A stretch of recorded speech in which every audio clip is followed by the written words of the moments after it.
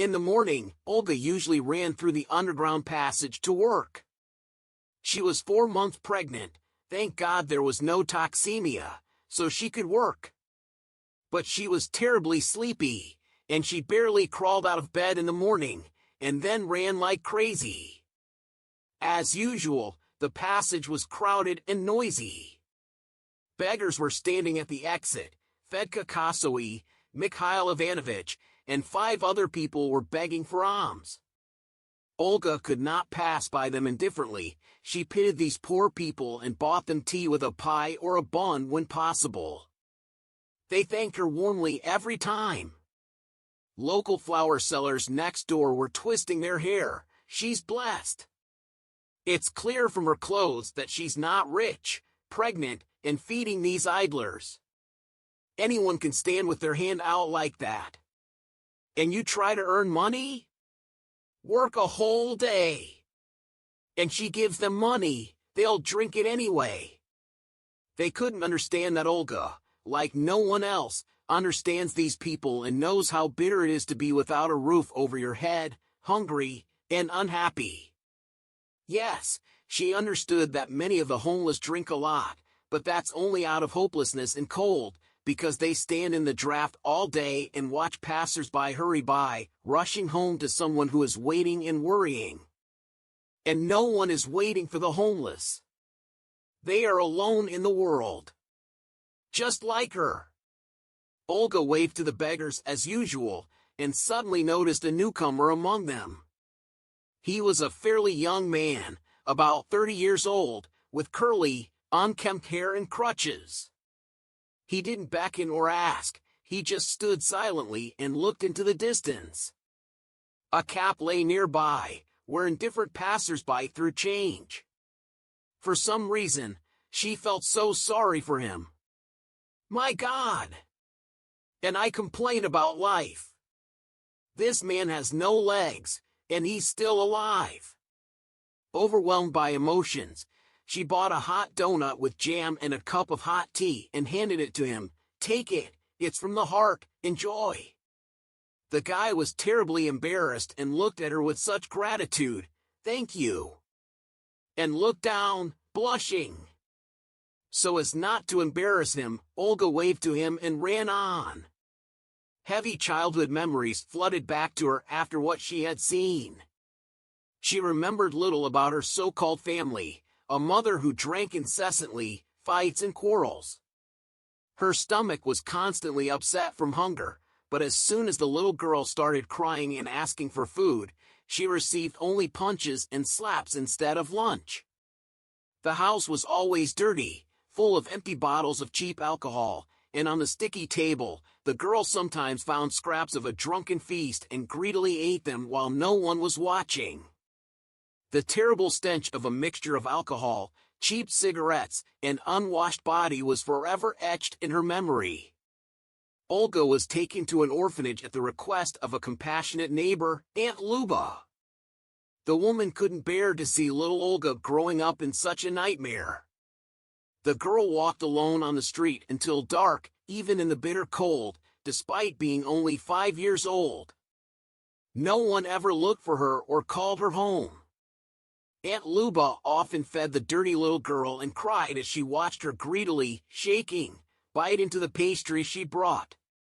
When the girl turned 6, it became clear that no one was going to send her to school.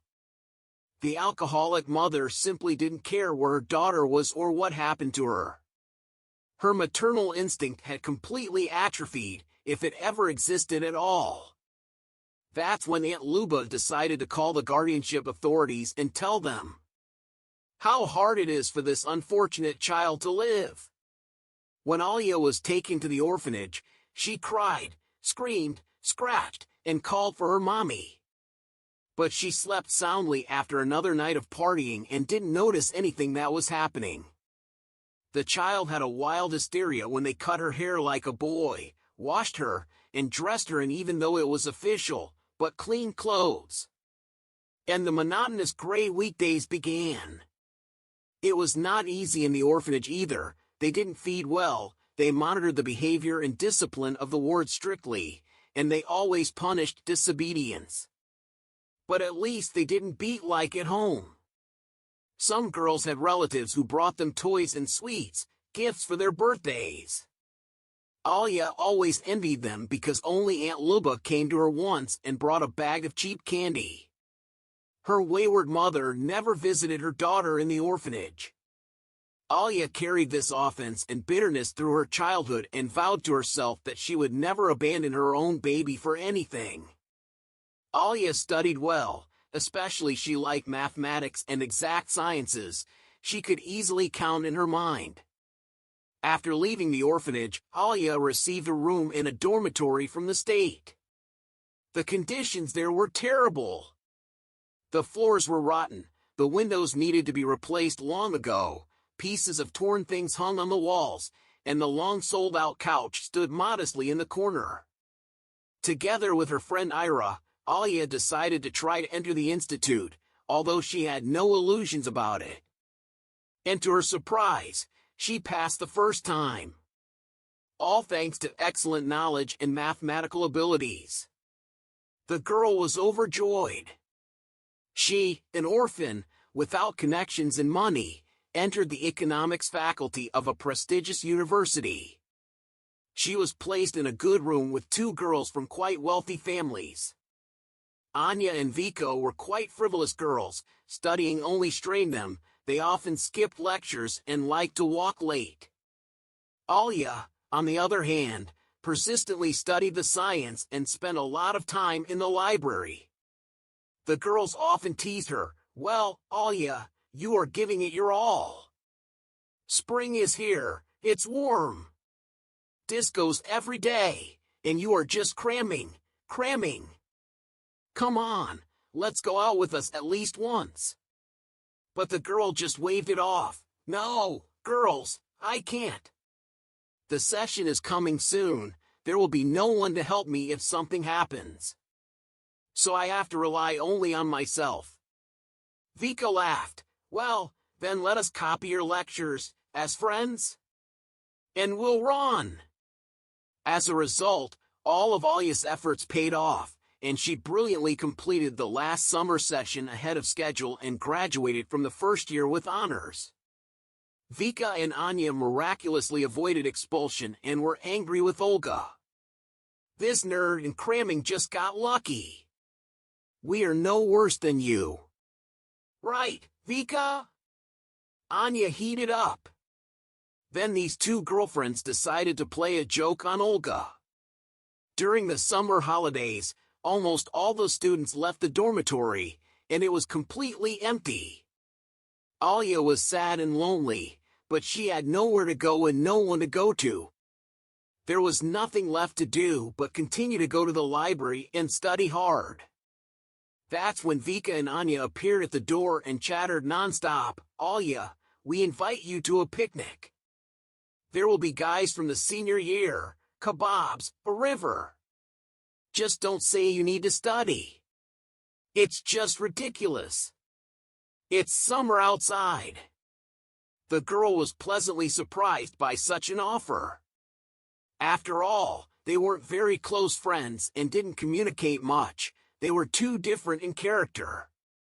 But she really wanted to relax after intense studies and talk to someone, have fun. And she agreed with joy. And really, why be sour here?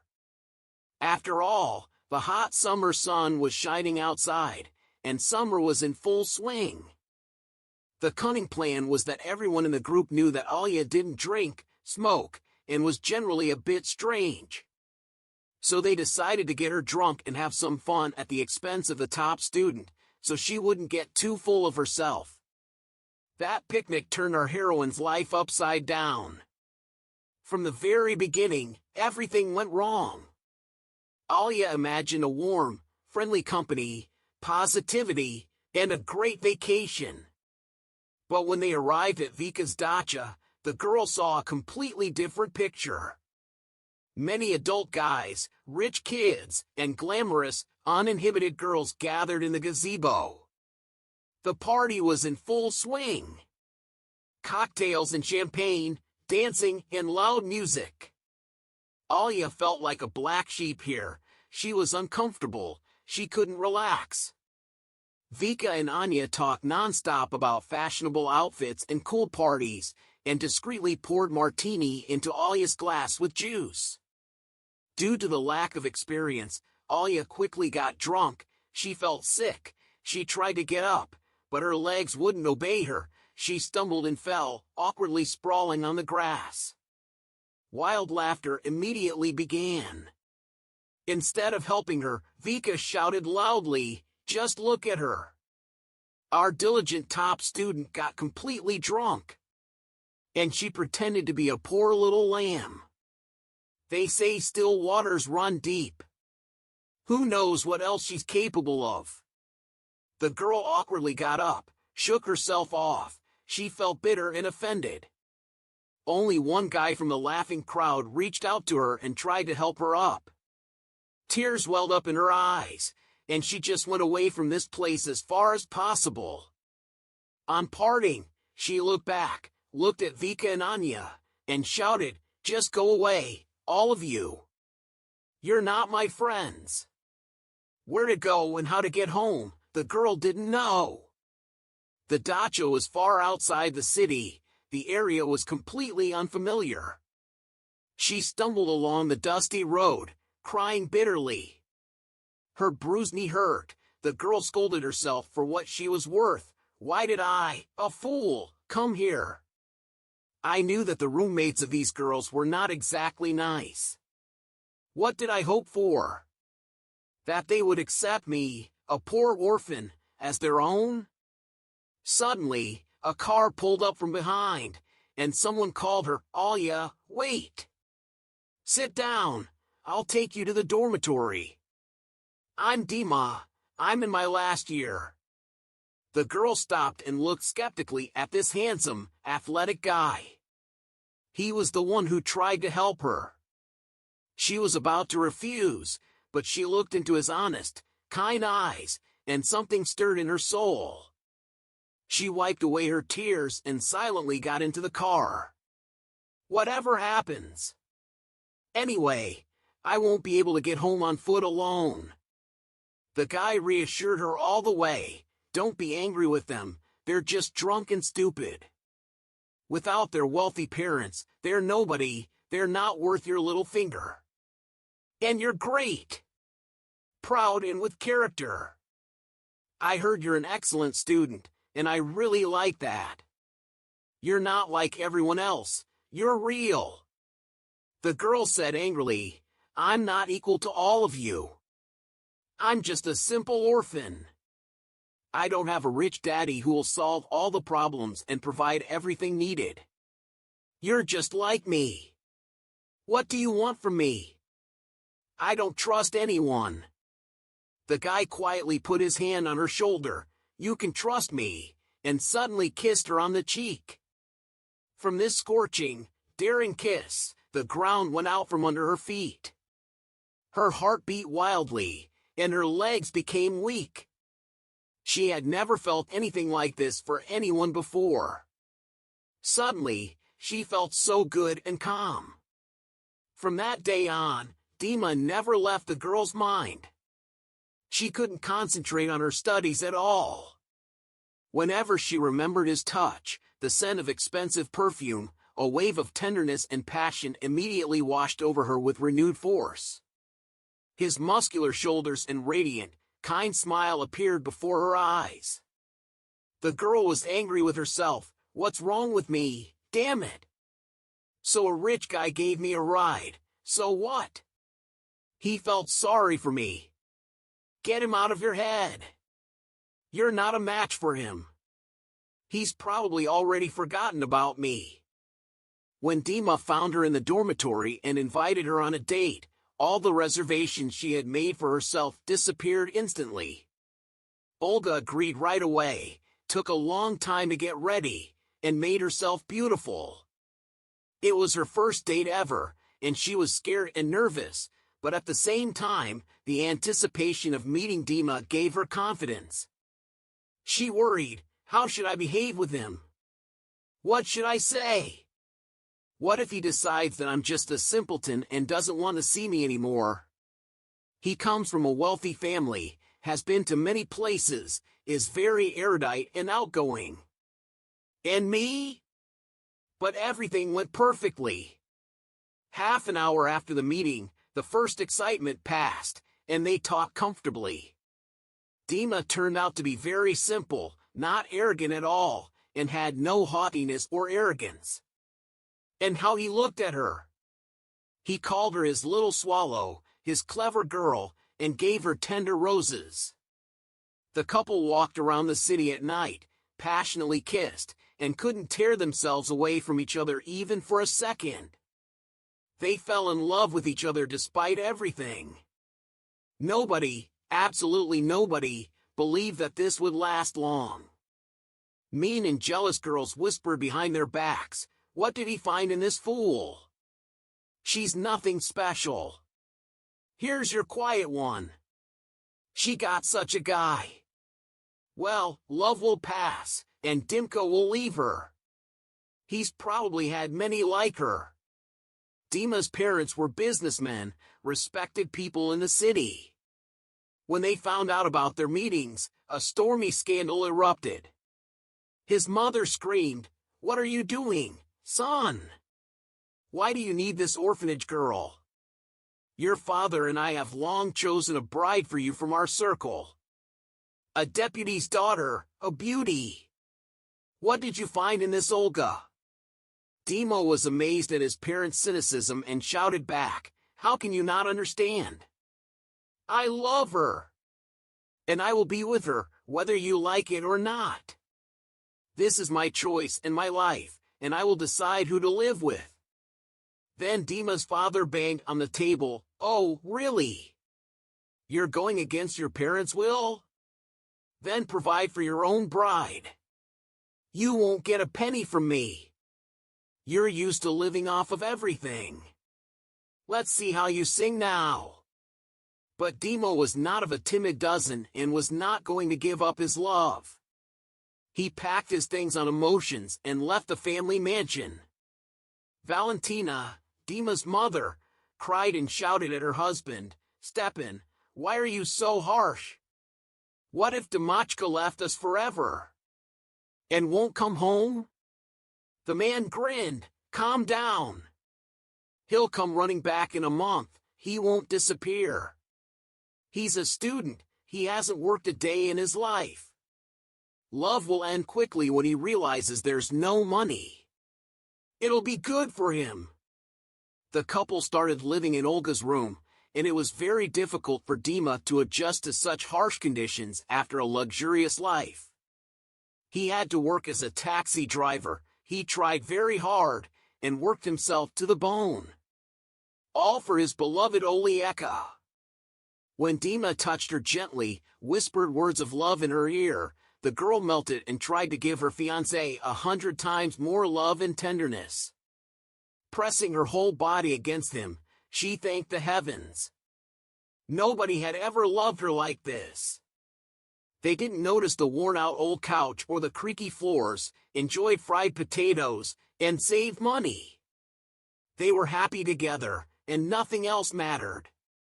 On that fateful morning, Dima was supposed to return from his overnight shift. Olga made Dima's favorite pilaf and happily bustled around the kitchen. An hour passed, and he still wasn't there. At first, the girl calmed herself down. Who knows, maybe he was delayed at work, or he met someone he knew on the way and got talking. Panic gradually built up inside her. When the phone rang, something inside her sank from a bad premonition. An unfamiliar, cold voice informed her that Dima had died in a car accident. Her hands trembled, her legs gave way, everything went dark in her head and she collapsed unconscious on the floor. All subsequent events were like a fog, the funeral, the pain, and the terrible, irreparable universal grief. Right at the cemetery, Dima's mother, upon seeing Olga, had a grotesque hysterical fit. She wailed and screamed, "I curse you, you snake from the orphanage. It's all your fault. My boy is gone because of you. Get out of my sight! How dare you even come here? But Olga didn't hear her at all and didn't react. She just stood there, unable to move, and cried quietly. The academic period began, and Olga, like a robot, dutifully went to lectures, to the library, returned to her little room, locked herself in, and cried her eyes out. She screamed, "Lord, why? Why did you punish me like this? Why did you take away my only dear person?" She lay on the couch, hugged Dima's shirt to herself, and greedily inhaled his scent, crying endlessly. Olga constantly remembered his sensual lips and strong, familiar hands that hugged her every day. It seemed to her that the door would open now, and Dima would come in and say, "Hey, my little swallow. I'm home." But the days dragged on like gum, and he still wasn't there. She refused to understand that it was forever. Olga hardly ate, lost a lot of weight, and felt nauseous in the mornings. When she finally realized what was going on and took a test, her worst suspicions were confirmed. 2 stripes, she was pregnant. All feelings were mixed up, thoughts were confused. What happiness! I will have a baby from my beloved, the meaning of life, his continuation, she thought. And panic immediately rolled over her. But how will I raise it alone? What will I live on? What about my studies? Will I manage? In a burst of emotions, she went to Dima's parents' house herself and honestly told them everything. "I still love Dima. I feel so bad. I'm pregnant. You will have a grandson or granddaughter. But I'm so afraid of being left alone with a child. What should I do?" She hoped that they, upon hearing the news that they would have a grandchild, would soften up, be happy, and at least somehow help her. But Olga was very wrong. They humiliated her, smeared her against the wall, and pushed her out with their backs, saying, "Get out, you promiscuous tramp. Do you want to hang someone else's child on our neck? You won't get anything from us. And don't you dare blackmail us, disgrace us, or beg for money. You, orphans, are all cunning and sly. You decided to make a fortune on our parental grief? What a scoundrel!" Olga cried, walked home, and was furious. "Is that so? You don't need your own child. Then I'll go to the hospital and solve all the problems at once," she thought angrily. When Olga came to the doctor's office the next day, she fidgeted and was very nervous, playing with her referral. The gynecologist turned out to be a strict elderly woman. Hearing that the patient had decided to get rid of the baby, she wearily took off her glasses and was about to send her for tests and procedures, as there were so many of them coming in every day. Years of practice had made the doctor an experienced psychologist, and she could tell a woman's intentions just by looking at her. But looking at this tearful, frightened fool, she suddenly softened. It was clear that the girl was just confused, caught in a whirlpool of problems, and had resorted to this sin out of despair and hopelessness. The gynecologist paused for a moment, thoughtfully chose her words, and said, "Listen, dear, you're still very young, inexperienced, and don't know much about life. Trust me, if you get rid of the baby, you'll regret it for the rest of your life. I know many examples of people who regret it, who want to have another child, but it's too late.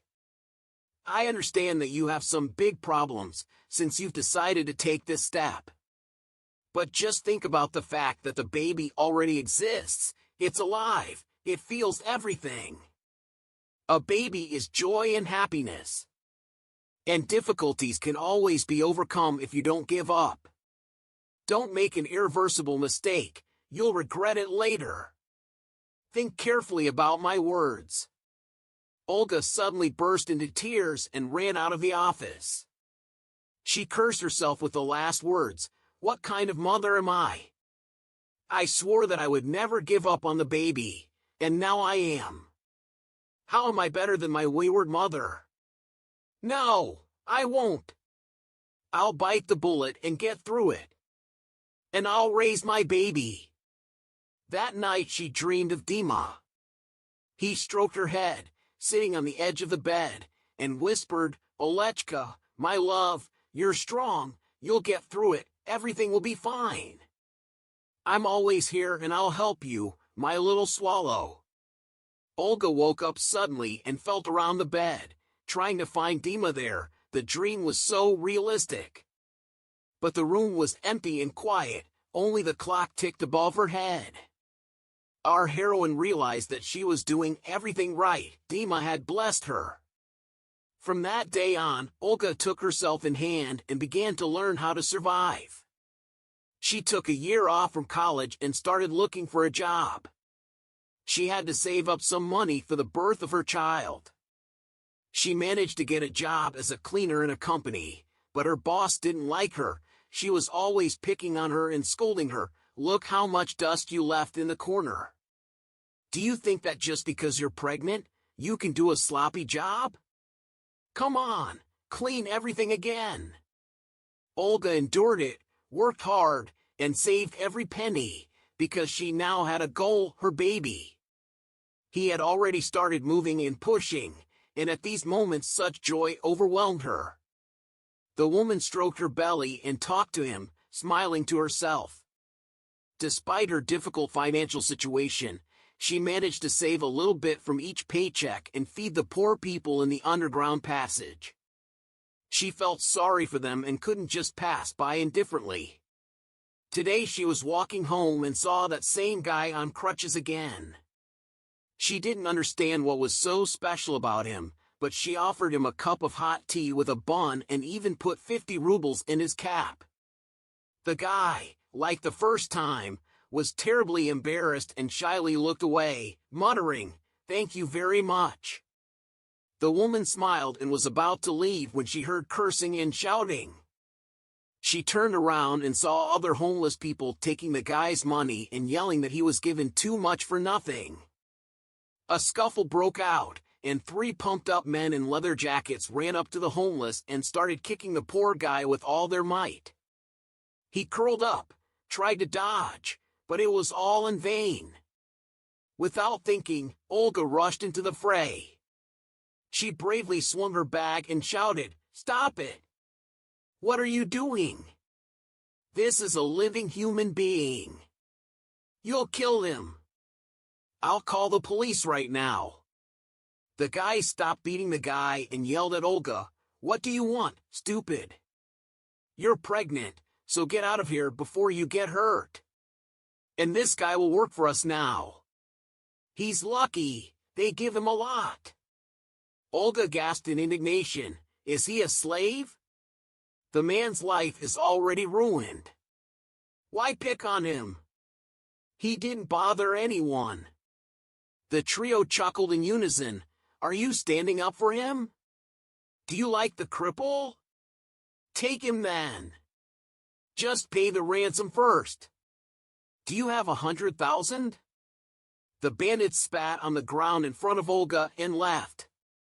The woman rushed to the boy, gave him a handkerchief to wipe himself, helped him up and offered, "Come with me to the cafe, I'll feed you lunch."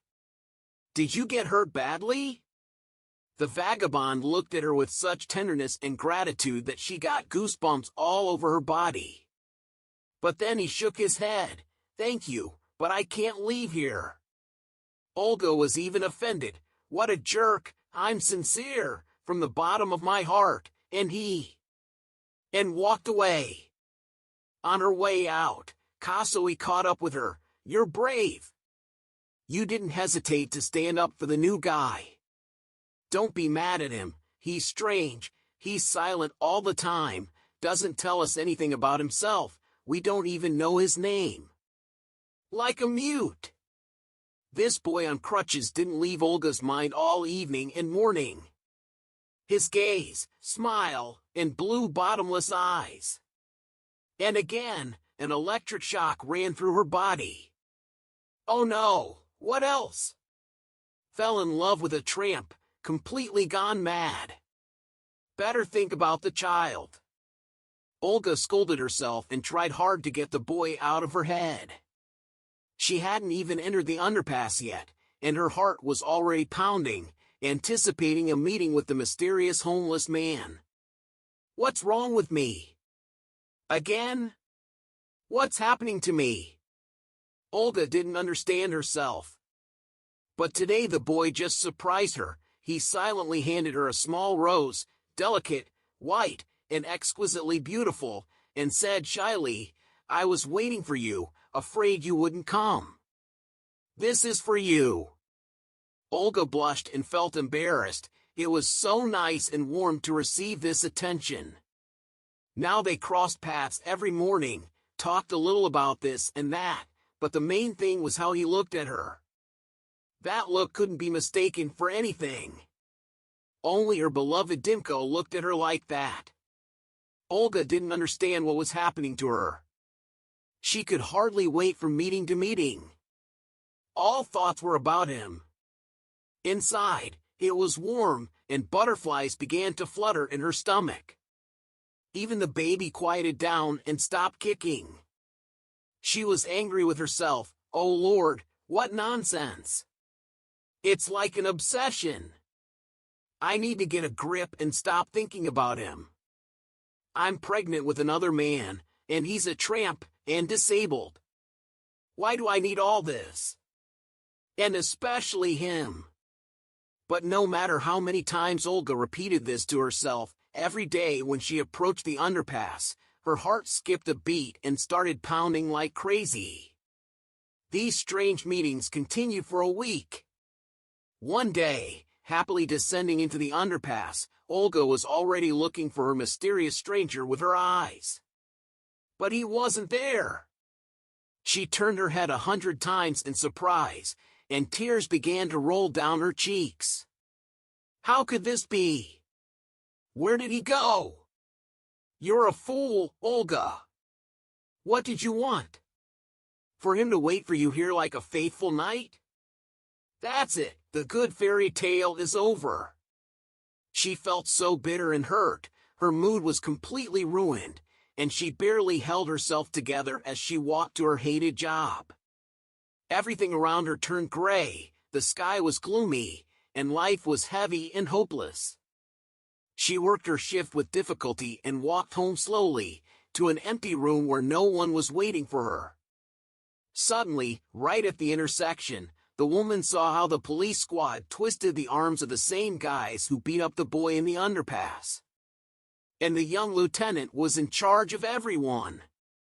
She looked closer and gasped. It was the same homeless cripple from the underpass. Her mysterious and enigmatic knight. Only he wasn't crippled at all, and he wasn't curly-haired. But a tall, athletic, blond man with short hair. But his eyes!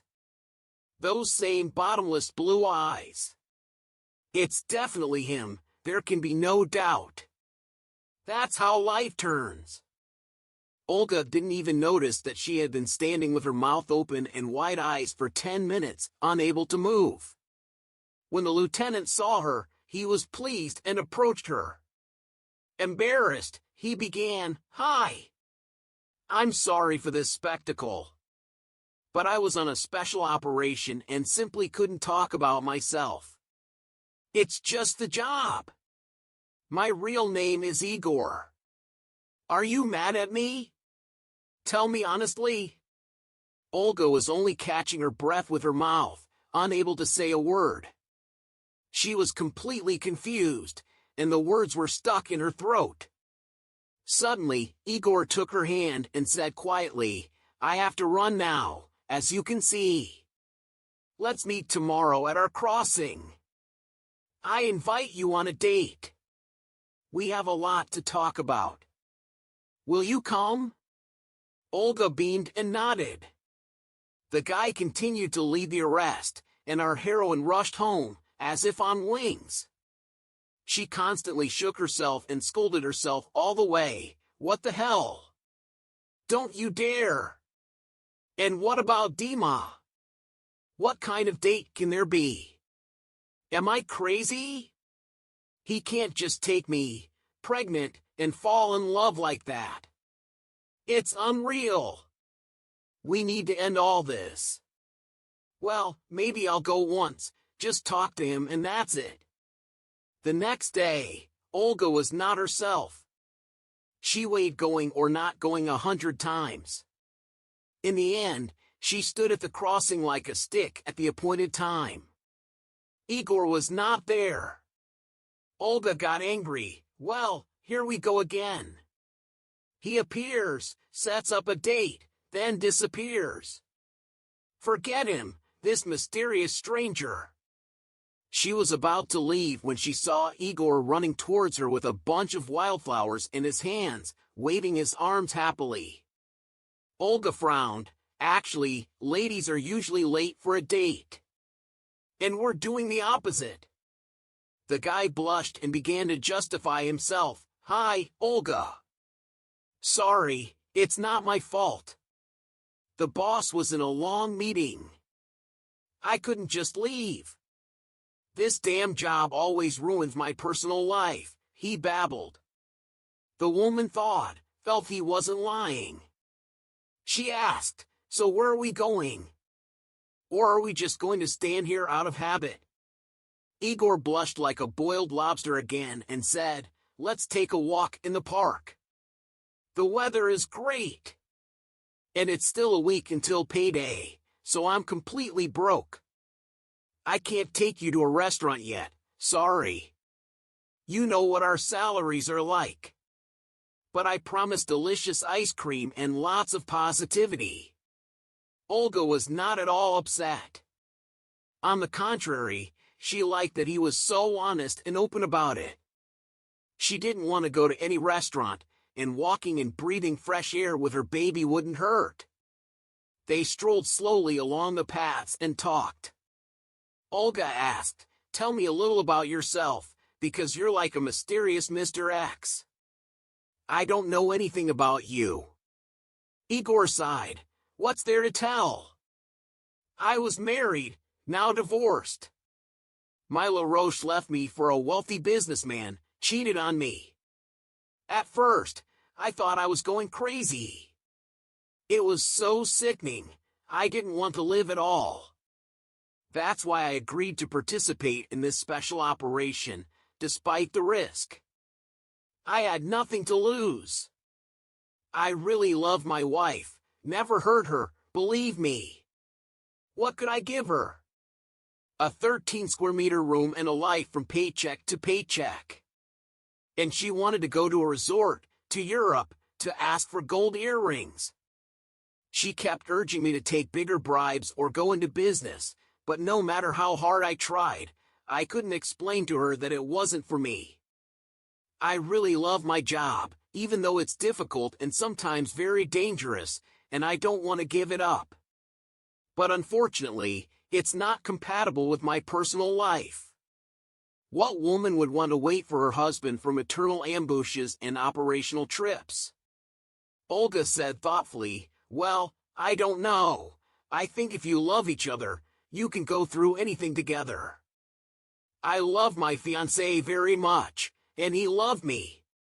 He went against his parents for me, refused wealth. And nothing, we were very happy. We wanted to get married. The woman suddenly stopped and fell silent. Igor quietly said, and what happened? Did he fall out of love with you and leave? Why are you alone now? Olga sat down on a bench, took in a deep breath of air, and with difficulty said, no, Igor, he died. He was in an accident. I would give anything to have him back. Dimo was the best. After his death, I found out I was pregnant. I told his parents, thinking they would be happy, but alas, they just made fun of me and kicked me out. That's my sad fate. I don't know what to do next. I found a temporary job, but then... The guy was shocked, And your parents?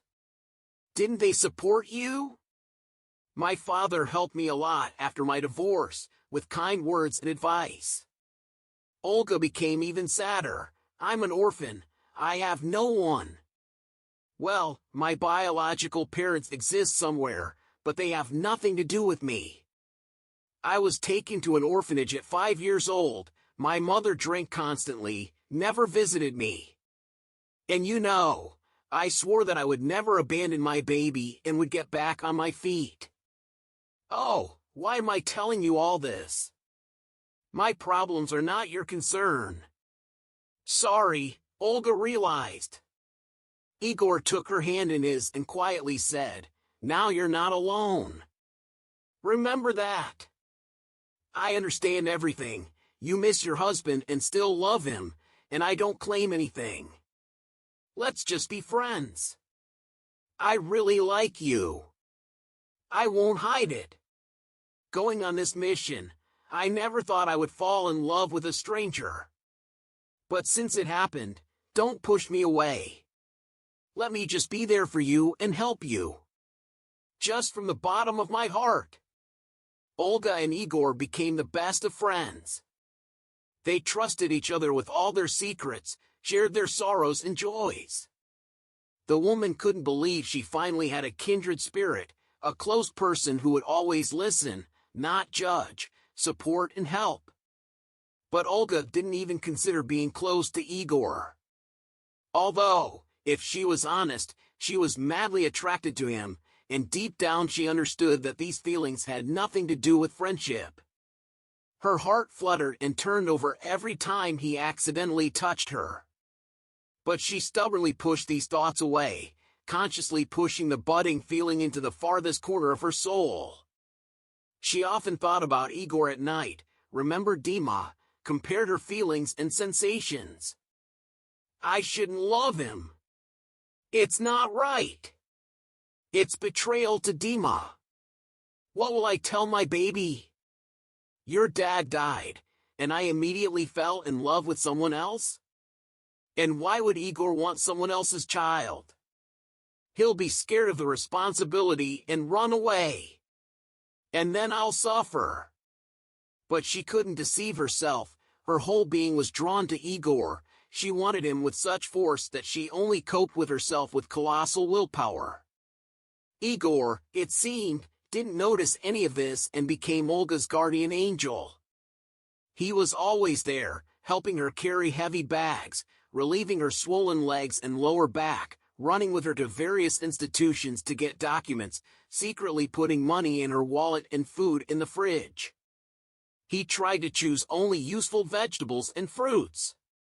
And at night, gritting his teeth, he growled into his pillow, "God, why am I such an indecisive idiot? I voluntarily agreed to be her friend. But I love this funny girl with a huge, watermelon-sized belly, more than life itself. Doesn't she notice it and feel anything for me? That's not true. I know what she feels. Then why is she tormenting me? Or should I just offer her my hand and heart? What if I push her away? She still mourns for her husband. And Olga will close herself off and stop letting me into her life? Then I'll go crazy." These thoughts constantly tormented the guy and drove him insane. He often remembered the moment when he first saw her in that passage. Here comes a cute, freckled girl with a funny fringe, and happily offers tea and a pastry to him, knowing that he's a homeless, lame, and miserable man. He couldn't believe that in this cruel world there were still such selfless people who knew how to sympathize and help. And when he looked closer and noticed a slightly protruding belly under her blouse, he was even more amazed. She takes a penny from herself and helps the homeless. Her cheerful laughter, fluttering eyelashes, and turning of her head, settled in his soul from the first glance. When suddenly in the middle of the night Olga's water broke and her stomach started to hurt badly, she was very scared and out of habit immediately called Igor. "Igor, sorry for waking you, but I think I'm in labor. What should I do?" It's so scary. The guy ordered briskly. Don't panic. I'm calling an ambulance and coming to you. Pack your things. Everything will be fine. I'm right here. And Olga immediately felt relieved. Igor walked back and forth along the hospital corridor, waiting for news about Olga, but 2 hours had passed and the doctor still hadn't come out. Finally, the door opened and a worried nurse ran out. She blabbered, "Are you Mrs. Kuznetsova's husband?" Igor answered without hesitation, "Yes, what's wrong with her?" The girl said, "She had a very large fetus and pelvic presentation, so we had to perform emergency surgery. The woman lost a lot of blood and is in the intensive care unit. We urgently need a transfusion. What's your blood type?" The frightened guy blurted out, "Second positive." The nurse was pleased. "Great! It matches. Are you ready to be a donor and give blood for your wife?" Igor quickly replied, "What kind of question is that?" "Of course, I agree. As long as she gets better." Olga came to her senses in the intensive care unit, wanted to get up, but a sharp pain in her lower abdomen pierced her body. She even screamed. A nurse ran up to her. "Don't get up suddenly, you can't stand yet. The stitches may come apart." Olga shook her head and didn't find her baby next to her, panicked and screamed, "What's wrong with me? Where's my child? Why isn't he next to me? Is he alive?" The nurse reassured her, "Don't worry. You have a boy, a warrior, for kilograms. We had to perform surgery, and your husband agreed to be a donor, effectively saving both of your lives. Everything scary is behind you, now everything will be fine, don't worry." Olga was shocked. Wow! Igor saved her life without even thinking about it. So, does he really love her? She was immensely grateful to him for everything. And yet, she lay there and said to herself, "Damachka, I know you see and know everything. We had a son.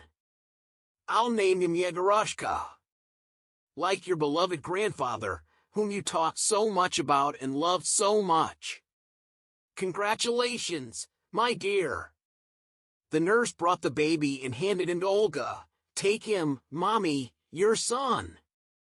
When she took her chubby, pink baby in her arms, a whole avalanche of happiness and tenderness rolled over her. This was a completely different kind of love, blind, boundless, and all-consuming. Olga breastfed Yegorka. He made funny smacking sounds and tried to. He was panting. Then she kissed his tiny nose, fingers, and tears rolled down her cheeks from bliss and happiness. Only now did the wise gynecologist's words fully reach her, dissuading her from a fatal and irreversible mistake. She could never forgive herself for such a sin. Olga whispered to her little one's ear, "My beloved, my son. I am so happy that you are mine." A week later, Igor met Olga in a taxi from the maternity hospital with flowers and balloons. He was inexplicably nervous and anxious, shifting from foot to foot. The nurse shouted at him, "What are you frozen for, Daddy? Come and greet your son. Look at this little warrior, just like his father." And she handed the envelope with the baby right into the guy's hands. Olga felt awkward. She tried to say, "You don't understand, he's not." But suddenly stopped halfway, seeing how he carefully held the baby and proudly walked with him down the street. The first month was not easy for both of them.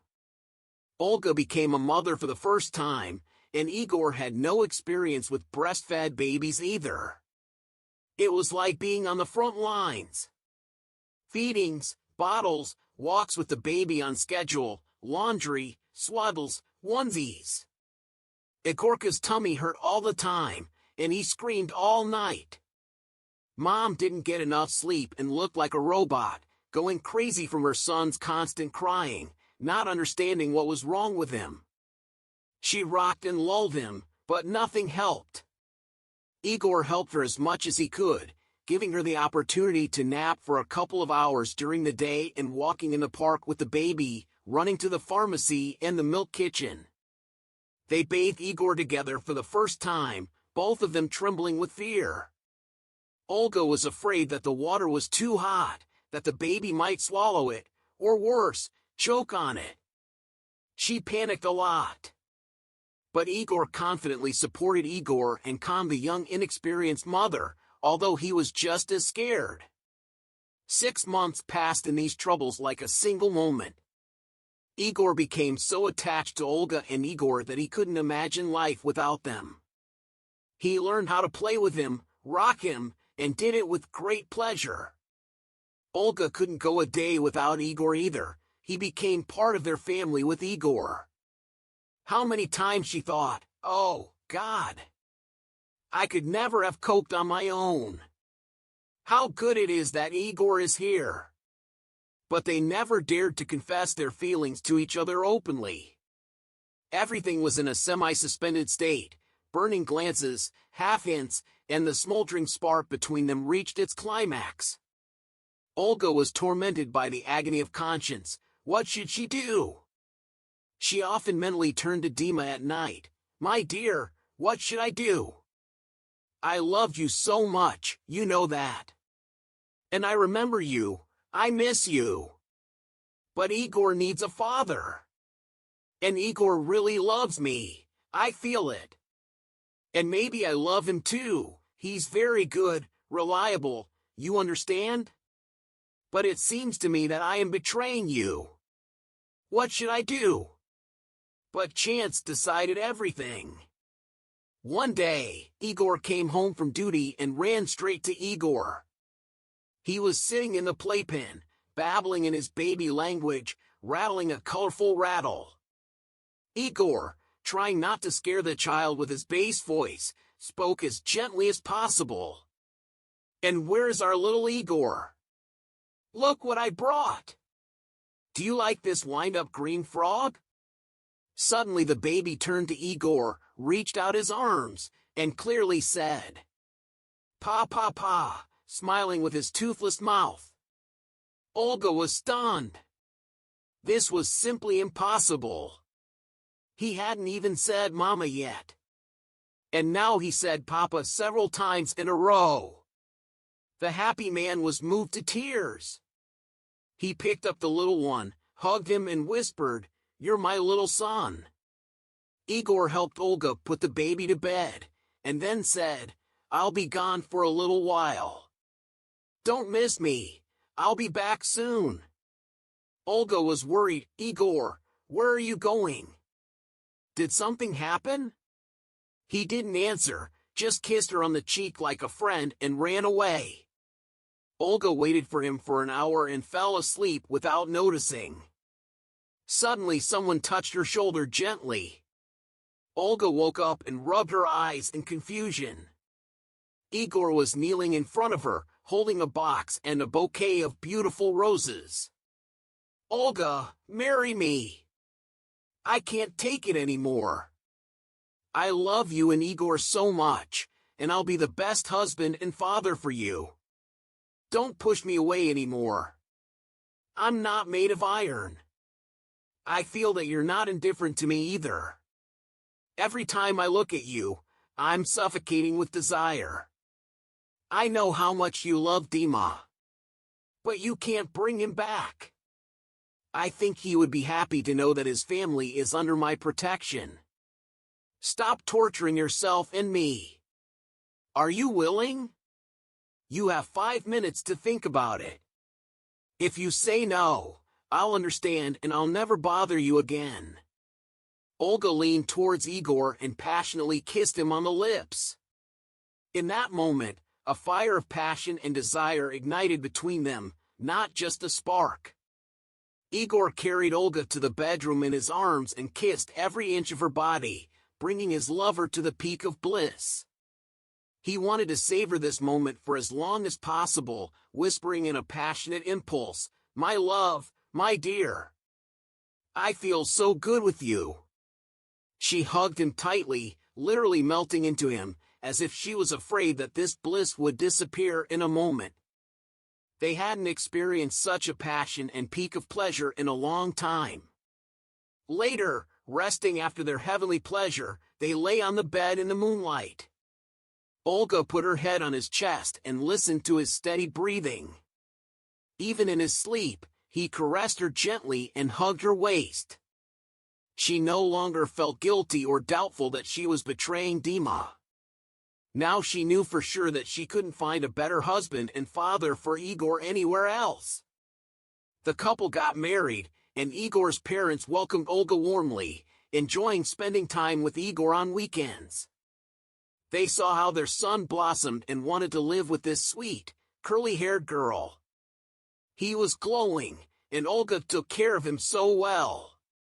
Always hot soup, a thermos of tea and sandwiches, understanding of his difficult work, no scolding or nagging like his previous fiancé. And the fact that she had a child was not a problem. "We'll raise him, educate him," they decided. But Igor had one last unresolved family matter. Since that heart-to-heart conversation in the park, he still couldn't understand why his grandparents didn't want to know their grandson. It was just inhuman. But Olga categorically refused to talk about it. She was mortally offended by them. They insulted her and didn't support her in the most difficult moment of her life. So the husband decided to talk to them himself, secretly from Olga.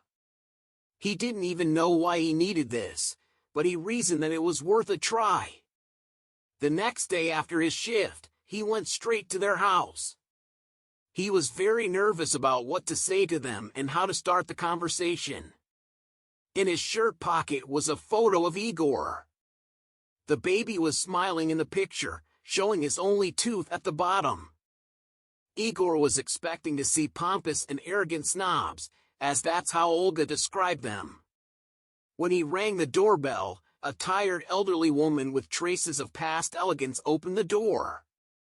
She looked at Igor questioningly and asked, "Hello? Who are you here to see?"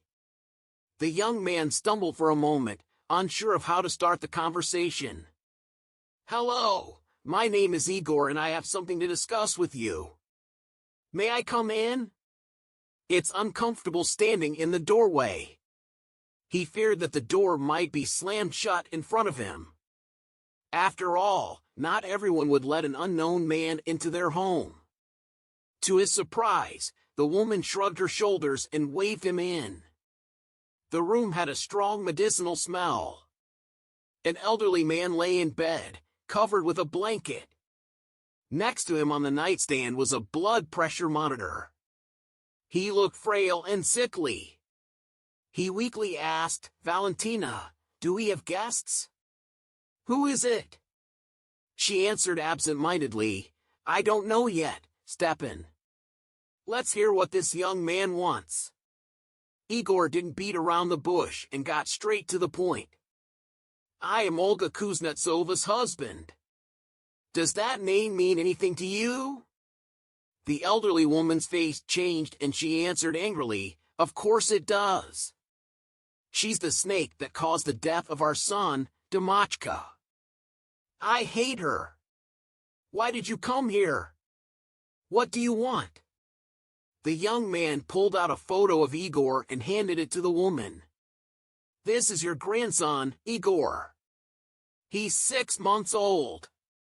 Take a closer look, he looks just like your deceased son. I've seen his portrait. It's still hanging in our apartment. Olga doesn't know I'm here. It's up to you whether you love or hate her. But how can you refuse your own grandson? I simply don't understand. You have no heart. Think about my words. We don't need anything from you, Olga and I are doing well. Just know that if you want to see your grandson, now is the time. Goodbye. Oh, and by the way, Olga loved your son very much. You shouldn't have treated her so badly. Igor turned around abruptly and left. Oh well, what can you do? No wonder Olga didn't want to see them. They're the most unpleasant people. After Igor left, Stepan Andreevich said to his wife, "Why do you have to be like that, Valia? How much longer can we keep this up? Look at the photo. It's just like Dimka.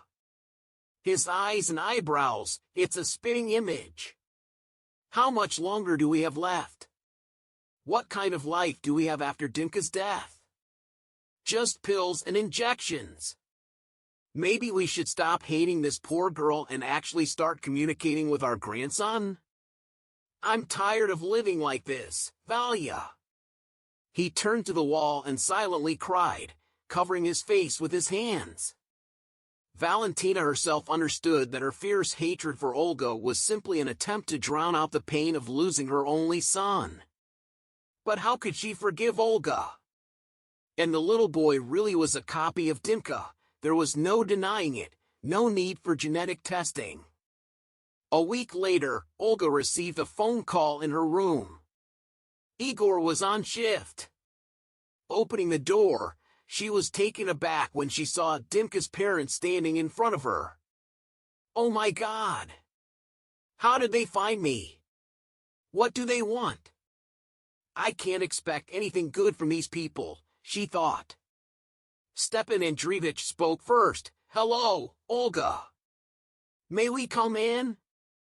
The hostess silently let the unpleasant visitors in. But she continued to stand in the hallway, looking at them questioningly. The man continued, "I understand that you're not happy to see us. We treated you poorly and unfairly. And we ask for your forgiveness. We want to see our grandson. May we?" He's the only blood relative, Dimka's continuation. Valentina, without waiting for Olga's answer, walked over to the playpen. Igor was babbling carelessly, playing with his toys. She reached out to him and spoke, "Hello, Igoroshka. Look, Grandma brought you something." Valentina pulled out some colorful soft cubes from the bag and handed one to the baby. He took it in his hands, looked at it in amazement, smiled, and revealed his only tooth. The woman suddenly cried quietly, "Oh my God! He's a spitting image of Dimka! And that smile! And the birthmark on the neck, just like the son's! Forgive me, Olesia! How wrong I was, thinking you were wayward and promiscuous. I seriously thought it was someone else's child, not Dima's." Olga softened and suggested, "Okay, let's forget the past, let bygones be bygones. Let's go drink tea instead. I baked a cabbage pie." Within an hour, they were chatting amicably and peacefully. Stepan held Igor on his knees importantly, and the boy twisted his grandfather's ear and laughed heartily. When Igor returned home in the evening, Olga told him the news with excitement. "Igor, can you imagine? Dima's parents came and apologized. They want to communicate with Igor." And he was immediately drawn to them, as if he felt that they were his own people. Isn't it great? I'm so happy that we made up. My heart feels so light, as if a weight has been lifted. Igor looked at his Olesio with affection and thought, "Great! My plan worked. I finally reached Stepan and Valentina's hearts." And he replied aloud, "See, how wonderful! Grandma and Grandpa came to their senses in time. So now Igor has 2 grandmas and 2 grandpas." He hugged Olga and kissed her tenderly, pleased with himself. In life, happiness is often fleeting and replaced by sorrow or tragedy. It may seem like life is over and there is no hope. But it is essential to believe that after a dark period, a bright one will surely come, and everything will be painted with new, different colors. The most important thing is not to lose heart and remain a kind and compassionate person, no matter what. And fate will surely reward you for it.